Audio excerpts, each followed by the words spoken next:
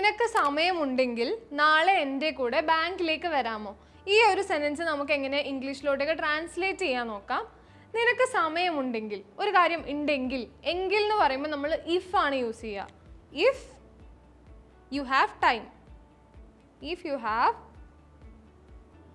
Time, നിനക്ക് സമയമുണ്ടെങ്കിൽ നാളെ എൻ്റെ കൂടെ ബാങ്കിലേക്ക് വരാമോ?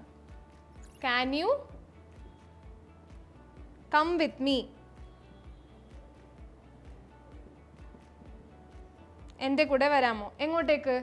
To the bank. എപ്പോ? Tomorrow.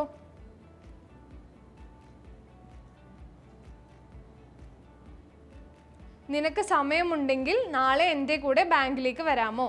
If you have time, can you come with me to the bank tomorrow? ഈ ഒരു വീഡിയോ നിങ്ങൾക്ക് യൂസ്ഫുൾ ആയിട്ട് ഫീൽ ചെയ്യുകയാണെങ്കിൽ നിങ്ങളുടെ ഫ്രണ്ട്സിനും ഫാമിലിക്കും ഷെയർ ചെയ്ത് കൊടുക്കുക. ഇതുപോലുള്ള കൂടുതൽ യൂസ്ഫുൾ വീഡിയോസിന് വേണ്ടിയിട്ട് പേജ് ഒന്ന് ഫോളോ ചെയ്യുക, ചാനൽ സബ്സ്ക്രൈബ് ചെയ്യുക. Thank you. English Mitra. Stop worrying, start learning.